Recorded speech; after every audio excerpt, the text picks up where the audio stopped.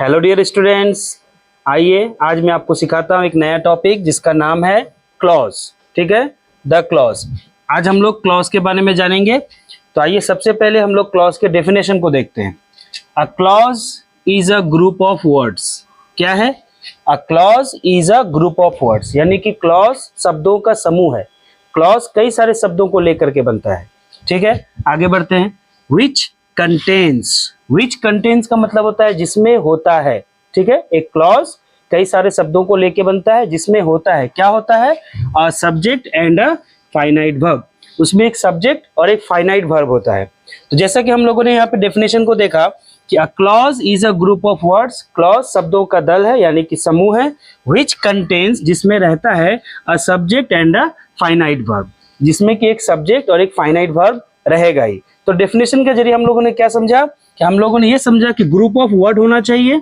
ठीक है, देखिए ग्रुप ऑफ वर्ड होना चाहिए। क्लॉज के लिए सबसे मेन ग्रुप ऑफ वर्ड्स होना चाहिए। A subject and a finite verb, और उसमें एक सब्जेक्ट और एक फाइनाइट वर्ब होना चाहिए। ये दो चीज होना बहुत जरूरी है किसी भी क्लॉज के फॉर्मेशन के लिए। आइए अब हम लोग क्लॉज को एग्जाम्पल के जरिए समझते हैं। देखिए क्लॉज में मैं सबसे पहले आपको बता दूं कि सब्जेक्ट और वर्ब का कॉम्बिनेशन होना चाहिए। क्लॉज होने के लिए सब्जेक्ट और वर्ब का कॉम्बिनेशन होना चाहिए।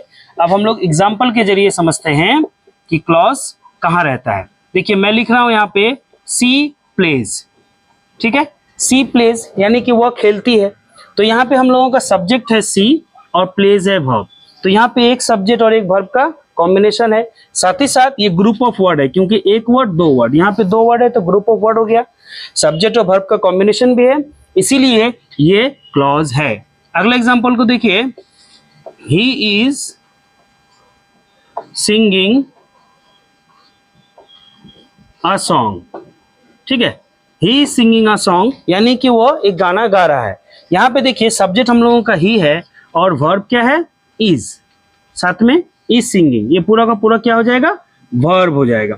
तो सब्जेक्ट और वर्ब का कॉम्बिनेशन है और ये ग्रुप ऑफ वर्ड है, क्योंकि यहाँ पे कई सारे वर्ड है, इसीलिए ये भी एक क्लॉज है। अगले एग्जांपल को देखिए। They have a nice house.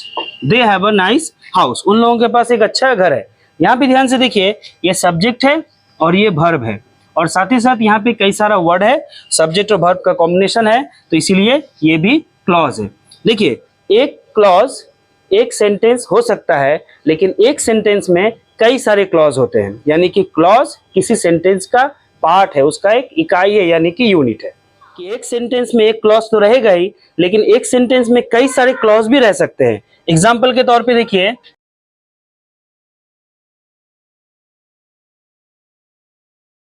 I met a man who was blind. इसका मतलब क्या हुआ कि मैं एक आदमी से मिला था जो अंधा था। ठीक है, ये सेंटेंस कितना है? सिर्फ एक सेंटेंस है इसमें, लेकिन आप अगर ध्यान से देखेंगे तो इसमें क्लॉज दो है। कैसे? देखिए आई ये सब्जेक्ट है और मेड वर्ब है। यहाँ पे आई एक सब्जेक्ट है, मेड वर्ब है, एक क्लॉज। और साथ ही साथ देखिए यहाँ पे हु सब्जेक्ट है और वाज वर्ब है। तो हु और वाज यानी कि यहाँ पर एक और क्लॉज। सेंटेंस एक ही है, लेकिन यहाँ पे क्लॉज कितने हैं? दो। जैसे मैंने आपको कहा था कि एक सेंटेंस का यूनिट होता है क्लॉज, यानी कि एक सेंटेंस में कई सारे क्लॉज हो सकते हैं। तो यहाँ पे हम लोगों ने देखा कि एक सेंटेंस में दो क्लॉज हैं। अगले एग्जांपल को देखिए। He was absent because he was इल।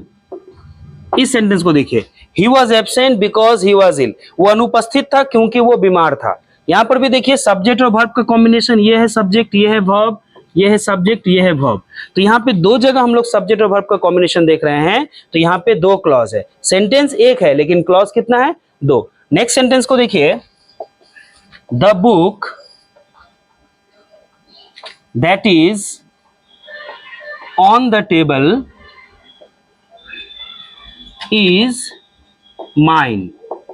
ठीक है, यहां पे सेंटेंस को समझिए। द बुक वो किताब, that is on the table जो कि टेबल के ऊपर है, मेरा है। यानी कि किताब जो टेबल, किताब मेरा है। यहां पे देखिए शुरू से द बुक इज माइन, किताब मेरा है। ये हो गया हम लोगों का एक क्लॉज, और that is on the table, जो कि टेबल के ऊपर है। तो सब्जेक्ट यहाँ हम लोगों का हो गया द बुक, और वर्ब हो गया इज, और यहाँ पे सब्जेक्ट क्या है दैट, और वर्ब क्या है इज। तो यहाँ भी देखिए दो जगह सब्जेक्ट और वर्ब का कॉम्बिनेशन है, तो यहाँ पे सेंटेंस एक है, लेकिन यहाँ पे क्लॉज कितने हैं, दो क्लॉज हैं। आइए अब बोर्ड पे लिखे कुछ एग्जाम्पल के जरिए हम लोग क्लॉज को और अच्छे से समझते हैं। देखिए यहाँ पे क्या है, Mohan was singing and Radha was dancing. ठीक है, Mohan was singing and Radha was dancing. यहाँ पे देखिए मोहन सब्जेक्ट है, वॉज सिंगिंग हम लोगों का वर्ब है। ठीक है, और यहाँ पे देखिए राधा सब्जेक्ट है और वॉज डांसिंग हम लोगों का वर्ब है। तो यहाँ पे सेंटेंस एक ही है कि Mohan was singing and Radha was dancing, लेकिन क्लॉज कितने हैं, दो क्लॉज। अगले एग्जांपल को देखिए, ही लिफ्टेड द गन, उसने बंदूक को उठाया, टुक एम, निशाना लिया, एंड फायर्ड, और गोली चलाई। इस सेंटेंस को देखिए, उसने बंदूक को उठाया, निशाना लिया और गोली चलाई। यहाँ पे बताइए तो ही हम लोगों का सब्जेक्ट है और लिफ्टेड वर्ब है, यानी कि उसने बंदूक को उठाया। अब बताइए तो टुक एम, एम ये हम लोगों का वर्ब है, यानी कि निशाना लिया। टुक हम लोगों का वर्ब है, एम तो नहीं आएगा, यहाँ टुक हम लोगों का वर्ब है। तो बताइए निशाना लिया किसने लिया, किसी ने लिया, ही ने लिया। तो ये जो सब्जेक्ट है यहाँ भी काम कर रहा है। ठीक है, ये हम लोगों का सब्जेक्ट यहाँ भी काम कर रहा है, और बाद में गोली चलाई ये हम लोगों का वर्ब है। तो गोली किसने चलाई, गोली भी इसी ने चलाई। तो यहाँ पर वहां पे जो सब्जेक्ट की जरूरत पड़ेगी यही वहां पर काम कर रहा है। तो हम लोग देख रहे हैं कि ये सब्जेक्ट यहाँ भी है, ये सब्जेक्ट यहाँ भी है, और ये वो सब्जेक्ट यहाँ भी है। तो यहाँ पे देखिए सब्जेक्ट वर्ब का कॉम्बिनेशन, यहाँ पर भी सब्जेक्ट वर्ब का कॉम्बिनेशन, और यहाँ पर भी सब्जेक्ट वर्ब का कॉम्बिनेशन। तो यहाँ पे कितने क्लॉज होंगे, यहाँ पे तीन क्लॉज होंगे, क्योंकि ही लिफ्टेड द गन एक क्लॉज होगा, ही टुक एम दूसरा क्लॉज होगा, और ही फायर्ड हो जाएगा हम लोगों का तीसरा क्लॉज। अगला एग्जांपल को देखिए, when the baby was kidnapped, when the baby was kidnapped her father was sleeping. जब बच्चे को किडनैप किया गया था उसके पिताजी सो रहे थे, and the mother was cooking, और उसकी माँ क्या कर रही थी, माँ क्या कर रही थी, खाना पका रही थी। यहाँ पे सब्जेक्ट वर्ब का कॉम्बिनेशन देखिए, द बेबी सब्जेक्ट है और वाज किडनैप्ड हो गया हम लोगों का वर्ब, वाज किडनैप्ड हो गया वर्ब, और हर फादर यहाँ पे हम लोगों का सब्जेक्ट हो गया, और वाज स्लीपिंग हो गया हम लोगों का वर्ब, द मदर सब्जेक्ट हो गया, और वाज कुकिंग हो गया हम लोगों का वर्ब। तो यहाँ पे आपको सब्जेक्ट और वर्ब का कितना कॉम्बिनेशन देखने को मिल रहा है, तीन। तो तीन कॉम्बिनेशन मिल रहा है यहाँ पे, तब क्लॉज कितना है, तीन। तो क्लॉज तीन है, लेकिन अगर हम बोले ये सब्जेक्ट कितने हैं, सॉरी अगर मैं बोलूं कि ये सेंटेंस कितना है, एक ही सेंटेंस है, सेंटेंस एक है, लेकिन इसके अंदर कितने क्लॉज है, तीन। इसलिए मैं जैसे कि मैंने आपको पहले बताया था कि क्लॉज सेंटेंस का यूनिट होता है। ठीक है, आइए अब हम लोग क्लॉज के टाइप्स के बारे में जानते हैं। जैसा कि बोर्ड पे लिखा हुआ है types of clause, two types of clause. Clause के दो प्रकार होते हैं, क्लॉज दो तरह का होता है, एक होता है इंडिपेंडेंट जिसका और एक नाम है मेन क्लॉज, और दूसरा होता है डिपेंडेंट जिसका और एक नाम है सबऑर्डिनेट क्लॉज। तो जैसा कि हम लोगों ने बोर्ड पे देखा कि क्लॉज दो तरह का होता है, या इंडिपेंडेंट जिसका और एक नाम मेन क्लॉज होगा, और डिपेंडेंट जिसका और एक नाम सबऑर्डिनेट क्लॉज होगा। अब इस क्लॉज के बारे में हम लोग समझते हैं कि इंडिपेंडेंट और डिपेंडेंट क्लॉज क्या होता है। मैं एक आपको आइडिया देता हूं। देखिए इंडिपेंडेंट जो अपने नाम से ही क्लियर है, इंडिपेंडेंट का मतलब होता है फ्री, स्वतंत्र, यानी उसको अपने मीनिंग को एक्सप्रेस करने के लिए किसी की जरूरत नहीं, वो खुद ही अकेले ही काफी है। ठीक है, और जैसे कि हम लोग यहाँ देख रहे हैं डिपेंडेंट, डिपेंडेंट का मतलब होता है किसी दूसरे पे निर्भर करना, निर्भर करना। एक मैं आपको एग्जांपल दे रहा हूं, जैसे कि मैं आपको दिखाई पड़ रहा हूं, तो मैं इंडिपेंडेंट हूं और आप डिपेंडेंट हो। तो ये कैसे हुआ, क्योंकि मैं अपने पैर पे खड़ा हूं, मैं इनकम करता हूं, तो मैं इंडिपेंडेंट हूं। ठीक है, लेकिन आप अपने पैर पे खड़े नहीं हो, आप इनकम नहीं करते, आप अपने पेरेंट्स के अंडर में रहते हो, इसलिए आप डिपेंडेंट क्लॉज हो। ठीक है, आपको समझ में आ गया। ये इस कुछ एग्जांपल में हम लोग इंडिपेंडेंट और डिपेंडेंट क्लॉज को अलग अलग करते हैं। जैसे कि यहाँ पे देखिए, इफ यू गो देयर, यहाँ पे यू सब्जेक्ट है, गो वर्ब है, तो ये एक क्लॉज हुआ। यू विल फाइंड हिम, यहाँ पे यू सब्जेक्ट है और विल फाइंड हो गया वर्ब, तो ये एक क्लॉज हुआ। अब मेरा सवाल है कि इन दोनों में से यहाँ जो दो क्लॉज है, कौन सा इंडिपेंडेंट है और कौन सा डिपेंडेंट है। अब देखिए इसका मीनिंग को समझिए। इफ यू गो देयर, अगर आप वहां जाते हैं, अगर मैं आपको इतना ही कहूं कि यदि आप वहां जाते हैं, अगर मैं चुप हो जाऊं, आपको समझ में आया? बिल्कुल नहीं आया। यदि मैं वहां जाता हूं तो क्या, आगे क्या। ठीक है, अब इसको छोड़ के इसको देखिए, यू विल फाइंड हिम, आप उसको पा जाएंगे, आपको वो मिलेगा। ठीक है, तो ये समझ में आ गया कि आपको वो मिलेगा, आप उसे पा जाएंगे। तो जिससे समझ में आ जाए वो मेन क्लॉज होता है, यानी कि इसको जो है अपने मीनिंग को एक्सप्रेस करने की किसी से हेल्प लेने की जरूरत नहीं है, वो क्लियर खुद से ही अपना मीनिंग एक्सप्रेस कर रहा है, इसीलिए ये हो जाएगा हम लोगों का मेन क्लॉज। तो ऐसा क्लॉज जो अपना मीनिंग खुद से एक्सप्रेस करे, ठीक है, जिसकी किसी की जरूरत नहीं है, उसको हम लोग मेन क्लॉज कहते हैं। जैसे मैंने आपको पहले एग्जांपल दिया, जैसे कि मैं मेन क्लॉज हूं, मैं इसीलिए मेन क्लॉज हूं क्योंकि मैं खुद से इनकम करता हूं और मुझे किसी की जरूरत नहीं है। लेकिन आप डिपेंडेंट इसीलिए हो क्योंकि आपको अपने पेरेंट्स की जरूरत है, आप इनकम नहीं करते, आपको अपने पेरेंट्स के शेल्टर में रहना है, उनके छत्र छाया में रहना है, ठीक है। अगला देखिए, तो ये क्या होगा, अगर वो मेन है तो ये हो जाएगा हम लोगों का डिपेंडेंट।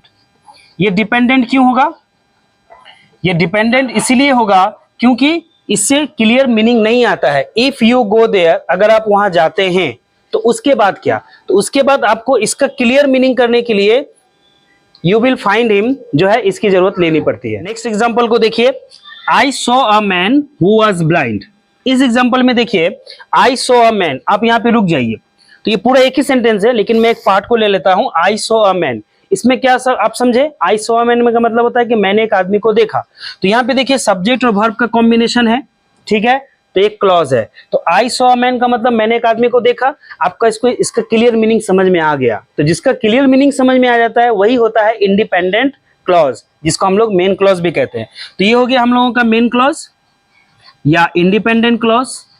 अब देखिए हु वाज ब्लाइंड, यहां भी सब्जेक्ट और वर्ब का कॉम्बिनेशन है, हु सब्जेक्ट है और वाज आपका जो है वर्ब है, लेकिन ये कंप्लीट मीनिंग नहीं दे पा रहा है, वो अपना मीनिंग खुद से एक्सप्रेस नहीं कर पा रहा है। ये अपना मीनिंग क्लियर करने के लिए जो पहला क्लॉज है उस पर डिपेंड रह रहा है। तो जो दूसरे पे डिपेंड रह रहे उसको हम लोग क्या बोलते हैं, डिपेंडेंट।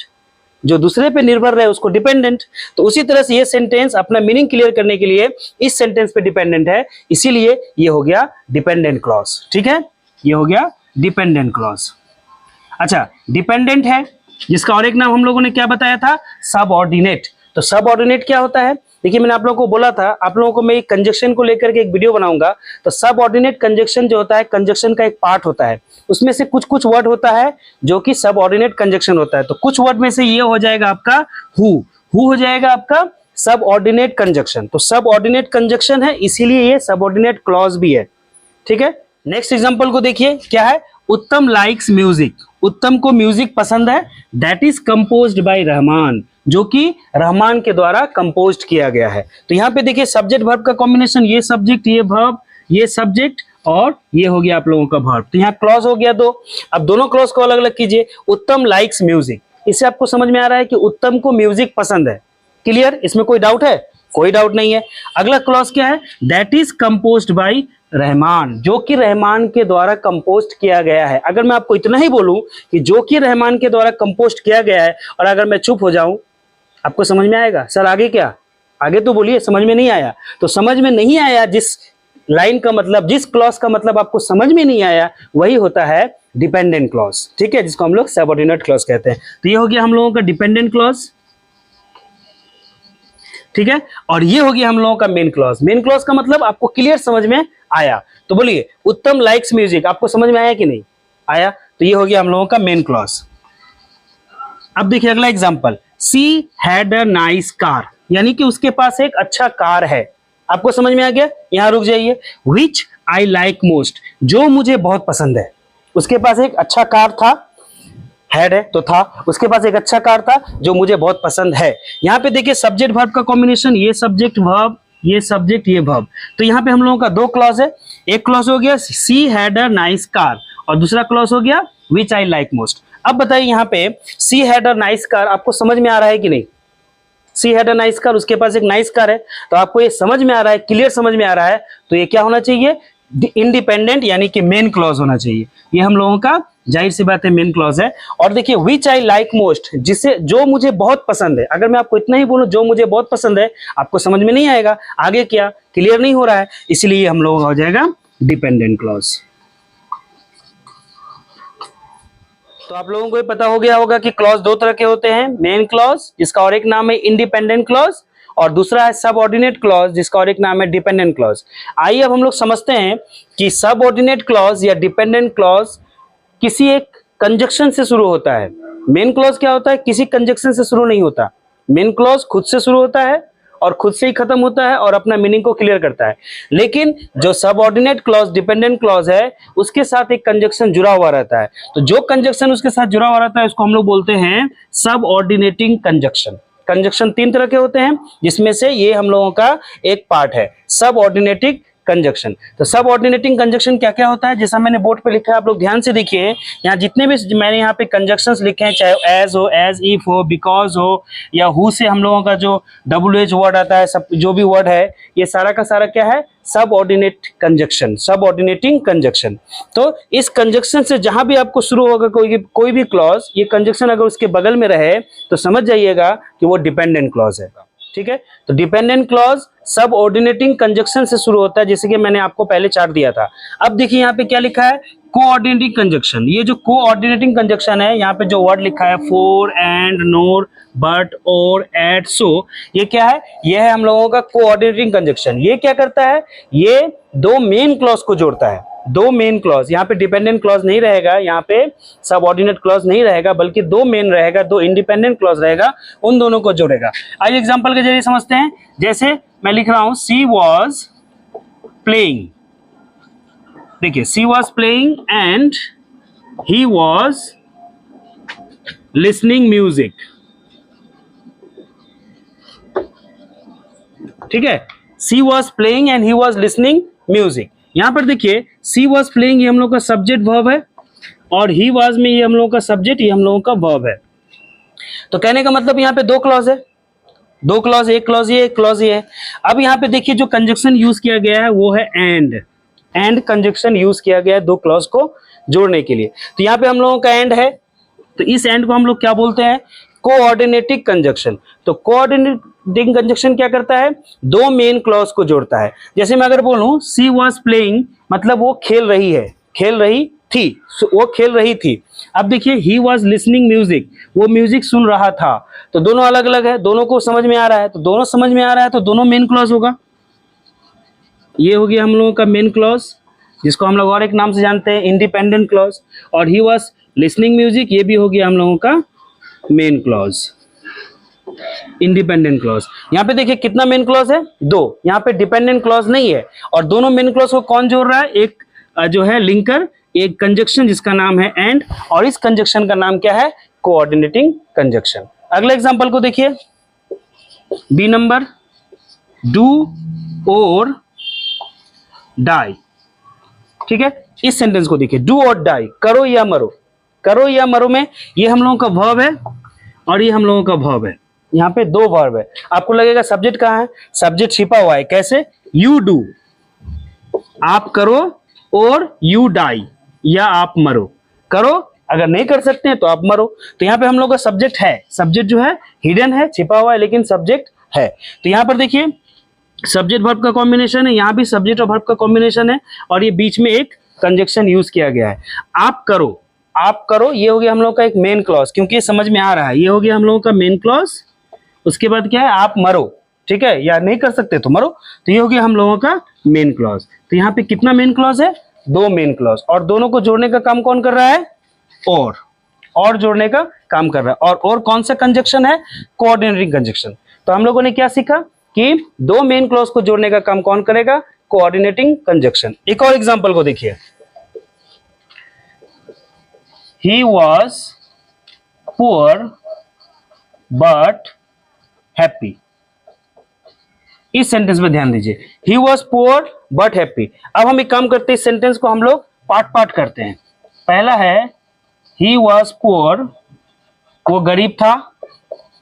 ही वॉज हैप्पी, वो सुखी था। तो ये दो सेंटेंस हो गया, वो गरीब था, वो सुखी था। तो ये वो जो गरीब था, ये हो गया हम लोगों का एक मेन क्लॉज, क्योंकि ये समझ में आ रहा है कि वो गरीब था। और वो सुखी था, ये भी हम लोगों का मेन क्लॉज है, क्योंकि ये भी समझ में आ रहा है, इसीलिए हो गया हम लोगों का मेन क्लॉज। अब सवाल है कि इन दोनों मेन क्लॉज को जोड़ने का काम कौन किया है, एक कंजक्शन, जिसको हम लोग कोऑर्डिनेटिंग कंजक्शन कहते हैं। तो कोऑर्डिनेटिंग कंजक्शन क्या करेगा, दो मेन क्लॉज को जोड़ेगा।